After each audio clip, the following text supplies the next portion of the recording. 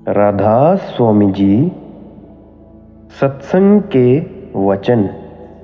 बाणी स्वामी जी महाराज। उपदेश गुरु और नाम भक्ति का। सुन रे मन अनहद बैन, घट में मठ निरखो नैन। गुरु शब्द गहो उपदेशा, रस पी पी करो प्रवेशा। संत सतगुरु दुनिया को उपदेश देते हुए कहते हैं कि ऐ जीव, जो ताकत मुक्ति देती है, जिसको नाम कहते हैं, वह तुम्हारे हर एक के अंदर है। हर एक आदमी के अंदर मालिक बैठा हुआ है, लेकिन यह उजाड़ों पहाड़ों नदियों जंगलों में ढूंढता फिरता है। संत सतगुरु कहते हैं कि ऐ जीव, अंदर की आंख खोल, अंदर के कान खोल, शब्द को सुन। वह नाम है, वह सबकी जानों की जान है, वह सारी दुनिया के लिए एक ही है। हिंदुओं, मुसलमानों, सिखों सबके अंदर है। यह दौलत है सबके अंदर, मगर इसकी आंखों के पीछे पर्दा लगाकर इसको बाहर निकाला हुआ है। दरवाज़ा बंद है, चाहे कह दो कि ताला लगा हुआ है। कहते हैं किसी महात्मा, किसी गुरु या संत के पास जाओ, वह तुम्हारे कान खोले, वह तुम्हारा ताला खोले। जिस वक्त शब्द सुनाई देने लग जाए, रस आएगा, मनेंद्रियां काबू में आ जाएंगी, शांति आ जाएगी। हमारे वेद शास्त्र उसकी महिमा करते हैं। जो तुम्हारे अंदर है, वह बाहर ना पानी में है, ना पत्थरों में, ना कागजों में। चक्कर अब फेरो आई, धुन शब्द तभी खुल जाई। हरेक आदमी की तवज्जो बाहर मुखी है, इसे वापस उलटकर चढ़ना है। जो तवज्जो दुनिया के पदार्थों में जाती है, उसको उल्टा लो और अंदर चढ़ो। यही कबीर साहिब जी भी कहते हैं, अब मन उलट सनातन हुआ। जब मन उल्टा तो यह सनातन हो गया। भाव जिस घर से आया था, लौटकर उसी घर में चला गया। बिन नाम नहीं गति पाई, सतगुरु यों कहें बुझाई। दुनिया में जितने महात्मा पैदा हुए हैं, चाहे हिंदुओं में या मुसलमानों में या किसी और कौमों में, वे होका देते हुए आए हैं कि शांति देने वाली चीज़ तुम्हारे अंदर है। अंदर जाओ, ऊपर चढ़ो। जब तक रूह अंदर ना जाए, नाम की लज्जत नहीं आती। चाहे करोड़ों साल, बल्कि करोड़ों जन्म यहाँ बैठे रहो। जब रूह रूहानी मंडलों पर जाएगी, तभी मुक्ति मिलेगी। सत्संग अब करो बनाई, गुरु गहो आन सरनाई। कहते हैं अगर नाम की दौलत लेनी है, तो सबसे पहले गुरु का सत्संग सुनो। बिना सत्संग के समझ नहीं आती, और अंदर चढ़कर पर्दा खोलो। सारी गलतियाँ, सारे भ्रम, सारी गफलत सत्संग से दूर होती हैं। बिना सत्संग अंदर की आंख नहीं खुलती। जब सतगुरु की शरण में आ जाओ, फिर अपने आप को उसके ऊपर कुर्बान कर दो, यानी अपने आप को उसके हवाले कर दो। सतगुरु किसी को तकलीफ नहीं देता, वह वही हुक्म देगा जो इसके फायदे के लिए होगा। माँ नहीं चाहती कि बीमार बच्चे को मिठाई दी जाए। हम बीमार हैं, सतगुरु वह चीज़ देगा जो हमारे फायदे की होगी। हम क्या करते हैं? अगर लड़का मर गया तो छोड़ो गुरु को, अगर मुकदमा हो गया तो छोड़ो गुरु को। हम सब कुछ धूर दरगाह से लिखाकर लाए हैं, वह ना बढ़ेगा और ना ही घटेगा। हमें चाहिए जो कुछ लिखाकर लाए हैं उसको प्रेम प्यार से भोगें। जग भोग रोग सम जानो, धन माल चाह दुख मानो। कहते हैं अगर नाम की लज्जत लेनी है, नाम का रस लेना है, तो शराबों कबाबों, दुनिया की लज्जतों, दुनिया के भोगों से नफरत करो। जितनी भोगों की चाह है इसको दूर करो। अगर अंदर पर्दा खोलोगे तो लज्जत आएगी। जिसको मन को लज्जत लेनी है वह तो बाहर घूमता फिरता है।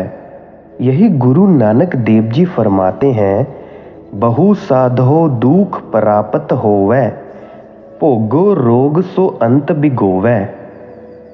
मतलब जितने ऐशो इशरत हैं उतने ही दुख, जितने भोग उतनी ही बीमारियां। हर खौ सोग न मिटई, कबहू बिन पाणै परमाइदा। जितने ऐशो इशरत हैं उतने ही दुख हैं। पेरिस में जाकर देखो, जितनी अय्याशी वहाँ थी उतनी और किसी मुल्क में नहीं थी। अब जाकर देखो, जो ऐशो इशरत करने वाले थे वे जंगलों में बैठे हुए हैं। यानी जो महिलाएं फलों का रस पीती थी आज उन्हें नदी का पानी भी नहीं मिलता। जिक्र है एमनाबाद में एक मलिक भागो था। उसने अपने पिता का श्राद्ध किया। दूर दूर से संत महात्मा बुलाए और भोजन खिलाया। उधर गुरु नानक देव जी एमनाबाद में मौजूद थे। आप लालो नामक एक बड़ई के घर खाना खाते थे। किसी ने शिकायत की कि एक तपस्वी है, नाम है नानक खत्री, लेकिन भोजन लालो के घर खाता है और अपने ब्रह्म भोज में नहीं आया। मलिक भागो ने गुरु नानक देव जी को बुला भेजा। गुरु साहिब उसके घर चले गए। लालो ना रह सका, वह भी पीछे पीछे चला आया। मलिक भागो ने पूछा, तुम ब्रह्म भोज में क्यों नहीं आए? गुरु साहिब ने कहा, ला मलिक, अब खिला दे। जब गुरु नानक साहिब जी ने पीछे पलटकर देखा तो लालो बड़ई खड़ा था। कहा, जा लालो, तू भी अपनी रोटी ले आ। लालो दौड़ा दौड़ा गया और जाकर कोदरे की रोटी और बिना नमक का साग ले आया। उधर मलिक भागों का आदमी पूरी कचौरी ले आया। आपने दाहिने हाथ में कोदरे की रोटी और बिना नमक वाला साग और बाएं हाथ में पूरी कचौरी पकड़ी और सबके सामने उसको निचोड़ा तो लालो की रोटियों से दूध निकला और मलिक भागों की पूरी कचौरी से खून। आपने कहा, मलिक, यह ब्रह्म भोज नहीं, यह आदमियों का खून है। ब्रह्म भोज तो हमेशा लालो के घर होता है। मलिक भागो शर्मिंदा हो गया। थोड़े दिनों बाद बाबर ने हमला किया और एमनाबाद की ईंट से ईंट बजा दी। सो यह अय्याशी का हाल है। जहाँ अय्याशी हो वहाँ दुख ही दुख होता है। भव सागर फाट अपारा, डूबे सब उसकी धारा। अब कहते हैं संसार समुद्र का ना उरला किनारा है ना परला किनारा है। इसमें जीव डूबा हुआ गोते खा रहा है। गुरु बिन कोई पार न पाया, बिन नाम न धीरज आया। अब फरमाते हैं बिना गुरु के इस संसार समुद्र के पार कोई नहीं गया। गुरु क्या दवाई देता है कि तेरे अंदर नाम है, नाम की कमाई कर, सूरत को शब्द के साथ जोड़ दे। बिना नाम के शांति नहीं मिलती। इसीलिए हमारे साथ जाने वाले अगर कोई हैं तो एक नाम और दूसरा गुरु। इस दुनिया की कोई चीज़ हमारे साथ नहीं जाती, मगर हम इन दोनों के साथ प्यार नहीं करते। अब सूरत संभालो आई, जो शब्द हाथ लग जाई। अब संत हमें जगाते हैं, कहते हैं कि होश करो, अंदर जाओ, शब्द के साथ सूरत जोड़ो। देखो फिर क्या होता है। मन इंद्री तन भरमाई, दुख सुख में गए भुलाई। कहते हैं एक हमारी रूह है, यह हजारों दुश्मनों से घिरी हुई है। हमारा पहला सबसे बड़ा दुश्मन मन है, फिर काम, क्रोध, लोभ, मोह और अहंकार, ये डाकू हैं। फिर 5 ज्ञान इंद्रियां, 5 काम इंद्रियां, हौम्य, माया, ममता हमारे दुश्मन हैं। यही बार बार हमें दुनिया में लाते हैं। क्या कहते हैं रविदास जी? मृग मीन भृंग पतंग कुंचर एक दोख विनाश। पंच दोख असाध जा महता की केतक आस। मृग को कानों का विषय होता है। शिकारी जंगल में जाकर नाद बजाते हैं। वह प्रेम में मस्त होकर शिकारी के घुटने पर सिर रख देता है। शिकारी उसे पकड़ लेते हैं, यानी कानों के विषय ने उसकी जान ले ली। मछली को खाने का विषय होता है। शिकारी कुंडी में आटा या गोश्त लगाकर दरिया में फेंक देते हैं।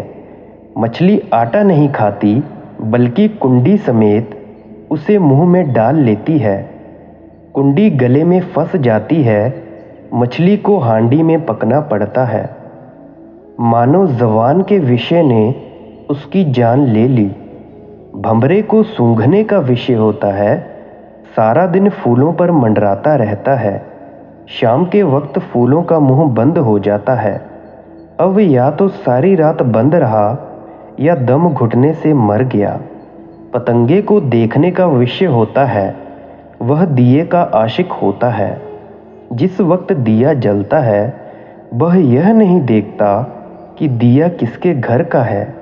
वह केवल जान देना जानता है, यानी जलकर मर जाता है। अब हाथी को देखो, उसको काम का विषय होता है। एक मैदान में खाई खोदकर उसके ऊपर पतली पतली लकड़ियां डाल देते हैं, ऊपर घास बिछा देते हैं। उसके सामने कागज की या कपड़े की हाथनी खड़ी कर देते हैं। पीछे से हाथी को हाथनी की आवाज में बुलाते हैं। यह काम में वश होकर अंधों की तरह आता है और खाई में गिर पड़ता है। वहां कई दिन भूखा रहता है। फिर और हाथी लाकर उसे बाहर निकालते हैं, मानो काम ने उसकी मिट्टी पलीद कर दी। अब गुरु नानक देव जी कहते हैं कि जिनमें एक दोष, कमजोरी होता है, वे नहीं बचे। जिनमें 5 दोष हैं, उनका क्या हाल है। हऊँ हऊँ कर जन्म बिताई, कर्ता की बूझ न आई। मेरे बेटे, मेरे बेटियां, मेरी जमीन, मेरी दौलत। इसी अहंकार में आया और चला गया। इसको अहंकार ने खा लिया। तब खबर हुई जब मौत आई। चल भाई, अब रोने से क्या बनता है। अब सोच करो तुम मन में, कुछ रोको मन निज तन में। अब संत होका देकर कहते हैं कि उठ जाग, अंदर मन को खड़ा कर। जब अंदर मन को खड़ा करोगे, तब तुम्हारा मन बाहर के विषय विकारों को छोड़ेगा। वह शब्द पहले से ही धुनकारें दे रहा है। फिर जब उसके साथ प्रेम प्यार करेगा, उसमें कशिश है। प्रार्थना सूरत की मन से और जवाब देना उसका। मन रे मान बचन इक मेरा, मैं दासी जन्म जन्म की, तू हुआ स्वामी मेरा। ऐ मन, मैं तेरी जन्म जन्म की दासी हूँ और तू मेरा पति है। करोड़ों जन्मों से मैं तेरे अधीन काम करती आई हूँ। ये शब्द आत्मा मन से कहती है। तीन लोक का नाथ कहावे, तीन देव तेरा चेरा। ऐ मन, तू त्रिलोकी का मालिक है। क्यों? मन काल में से ही आया है और ब्रह्मा विष्णु शिव को दुनिया पूजती है। सारी दुनिया मन के हुक्म में है। ब्रह्मा विष्णु शिव तेरे ही चेले यानी शिष्य हैं। ब्रह्मा दुनिया को पैदा करता है, शिव मारता है और विष्णु पालता है। ऋषि मुनि सब पर हुक्म चलावे, जति सती सब केरा। कहते हैं ऋषि मुनि योगी यति सती सभी तेरे ही अधीन हैं, तू किसी के अधीन नहीं हुआ। तेरे बस सुर नर और जोगी, कोई तेरा हुक्म न फेरा। ऐ मन, योगी देवी देवता ऋषि मुनि सभी तेरे अधीन हैं, तेरा हुक्म कोई नहीं टालता। जिस चाहे तिस जगत फंसाए और चाहे तिस करे निवेरा। जिसको तू चाहता है उसके खोटे खोटे कर्म करवाकर नरकों में ले जाता है। जिसको तू चाहता है भक्ति करवाकर बैकुंठों में ले जाता है। और जिसको तू चाहता है कि पूरा गुरु मिल जाए और 5 शब्द का भेद दे दे, वह कमाई करके ऊपर चला जाता है। जितने वेद शास्त्र ग्रंथ पोथियां हैं, मन के दिए हैं। यदि मन मान जाए वह साथ चल पड़े। क्यों? क्योंकि रूह तो उधर जाने के लिए आशिक है ही। ऐसी महिमा सुनी तुम्हारी, ताते तुम पे करूं बिहोरा। ऐ मन, तू सारी दुनिया का हाकिम है, सारी दुनिया का खुदा कह दो। इसीलिए मैं विनती करती हूँ, तू कृपा करके मेरी बात मान ले। इस तन नगरी तुच्छ देश में क्यों कैदी होए पड़े अंधेरा। ऐ मन, यह काल का देश है, अंधेरी नगरी है और फना नाशवान दुनिया है। तू अंधेरे में पड़ा है, आ चलें। सतगुरु मोसे कहा बचन एक, मन को संग ले चलो सवेरा। कहती है कि मुझे सतगुरु ने कहा है कि यदि मन चलने लगे तो रूह चलने लगती है। यदि सतगुरु का वचन माने तो कितना अच्छा हो। दोनों मिलकर उधर को चलें। जल्दी करें, जितनी जल्दी कर सकें, क्योंकि शरीर का भरोसा नहीं। ताते तुम पे करूं बेनती, चढ़ो गगन क्यों करो अवेरा। कहती है कि आ ब्रह्म के देश को चलें, क्यों देर करता है। मैं तेरी दासी हूँ, तू मेरा स्वामी है। इंद्री द्वार विषय अब त्यागो, करो अभी सुलचेरा। ऐ मन, इंद्रियों के विषय विकार छोड़ दे। आँखों से सुंदर रूप देखना और ज़बान के अच्छे अच्छे भोग और बाकी इंद्रियों के भोग यदि तू छोड़ दे तो कितना अच्छा हो। तुम सा संगी और न कोई, मैं तुम्हारी और तुम ही मेरा।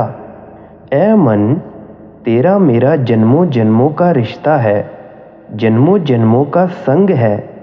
फिर मैं तेरी हूँ, तू मेरा है। फिर क्या ही अच्छा हो, दोनों मिलकर चलें। मुझ दासी का कहना मानो, गगन मंडल चढ़ बांधो डेरा। यदि तू मेरा कहना माने तो तू ब्रह्म में चलकर ब्रह्म में समा जाए, ब्रह्म बन जाए। तू ब्रह्म था, ब्रह्म में से निकलकर आया है, तू फिर से ब्रह्म बन जाएगा। रूह कहती है कि सतगुरु ने मुझे हुक्म दिया है कि मन को तू साथ लेकर चल, क्योंकि ब्रह्म तक दोनों को इकट्ठे जाना है। आगे फिर तू वहाँ से अपने घर को चली जाना।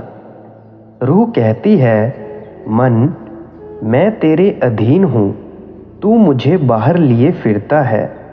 और बात भी ठीक है कि यदि मन पसंद ना करे तो भजन कैसे बनेगा, चाहे रूह रोए या पीटे। अगर मेरा कहना नहीं मानेगा तो पहले इतनी बार 84 लाख योनियां भोगी हैं, अब और भोगेगा। ऐ मन, तू मेरे ऊपर दया कर, मेरी विनती सुन। वह धुन हमारे अंदर मौजूद है, वह दूर नहीं, हमारे अंदर ही है। हम तुम दोनों चढ़ें अधर में, जाकर वसें पहाड़ सुमेरा। ऐ मन, तू और मैं कमाई करें। रूह कहती है कि मिलकर इकट्ठे चलें सुमेरु पर्वत पर, परंतु वहाँ क्या होगा? आगे कहती है, तुम वहाँ रहना राज कमाना, हम पहुँचे जहाँ राधा स्वामी डेरा। तू ब्रह्म बन जाना, तू वहाँ राजा बन जाना। मैं उठकर ऊपर चली जाऊंगी। मन ब्रह्म का अंश है, इसीलिए यह वहाँ ब्रह्म में रह जाएगा। रूह को ऊपर चले जाना है। आगे मन क्या कहता है? मन बोला सूरत से फिर ऐसे, विषय स्वाद मुँह से जात न छेड़ा। मन कहता है, मैं क्या करूं, स्वाद नहीं छूटता। कहता है, मैं क्या करूं, रूह को मैंने वश में किया हुआ है और इंद्रियों ने मुझे वश में किया हुआ है। इंद्रियां वैश्याएं जैसी हैं। इंद्रिन के वश मन रहे, मन के वसे रहे बुद्ध। कहो ध्यान कैसे लगे, ऐसा जहां विरुद्ध। बल पौरुष में सब ही हारा, अब इनसे मेरा चले न जोरा।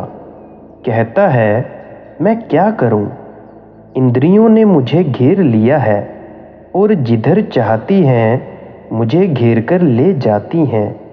आँखों की इंद्रिय सुंदर रूप देखकर उधर ले जाती हैं, कानों की इंद्रिय सुंदर राग रंग की ओर ले जाती हैं, ज़बान की इंद्रिय खाने की ओर ले जाती हैं। मन और रूह की मिट्टी पलीद है। मैं भी चाहता हूँ कि इन स्वादों को छोड़ दूँ, मगर मैं क्या करूँ, मैं बेवश हूँ।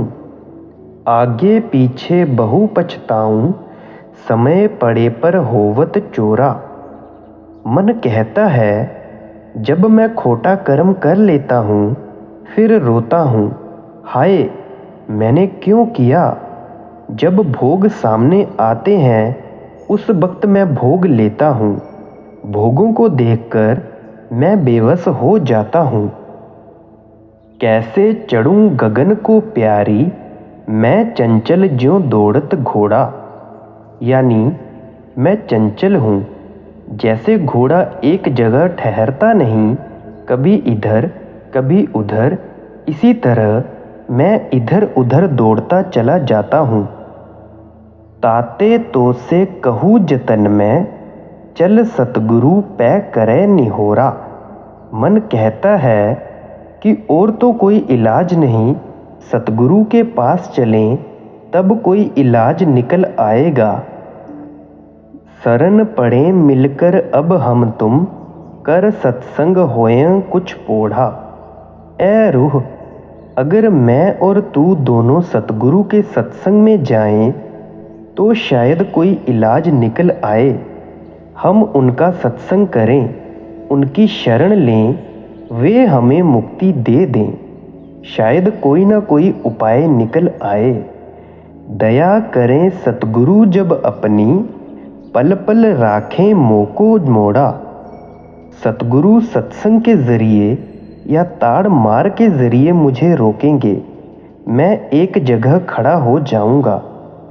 मैं अपने बल चढ़ूं न कभी, जब लग मिले ना गुरु बंदी छोड़ा। इस कैद से छुड़ाने वाला गुरु है। जब तक पूरा गुरु न मिले मैं नहीं चढ़ सकता। मैं पराये वश हूँ, यानी इन इंद्रियों के वश में हूँ। सुनकर सुरत अधिक हर खानी, चल जल्दी बह बंधन तोड़ा। यह बात सुनकर रूह बहुत खुश हो गई। कहती है, आओ चलें, सतगुरु के जरिए हमारे बंधन छूटेंगे। सत्संग शरण गही अब दोनों, भर भर पीबत अमी कटोरा। अब दोनों मन और रूह सतगुरु के सत्संग में आए तो सतगुरु के वचन प्रेम के होते हैं। मन ने भोगों को छोड़ दिया, इंद्रियों को छोड़ दिया। रूह ऊपर चढ़ी, अमृत तो अंदर बरसता है, हम किधर भूले हुए थे। दया करी राधा स्वामी उन पर, हीरा मोती लाल बटोरा। अब फरमाते हैं कि भाई ले, जब उस सतगुरु परमपिता परमात्मा की दया हो गई तो यह हीरे मोती बटोरने लग पड़ा। पहले सहस्दल कमल में पहुँचे और फिर ब्रह्म में आ गए। राधा स्वामी ऐसी मौज दिखाई, मार लिया अब काल कठोरा। मन त्रिकुटी में जाकर ब्रह्म बन गया, रूह सतनाम में पहुँच गई। मानो दोनों अपने अपने घर में पहुँच गए, यानी दोनों नाम की लज्जत लेने लग गए। मन जन्मों जन्मों से रूह को लिए बैठा था, अब रूह को आज़ादी मिल गई। रूह अपने घर को चली गई और इस काल के काल चक्कर से बच गई। राधा स्वामी जी।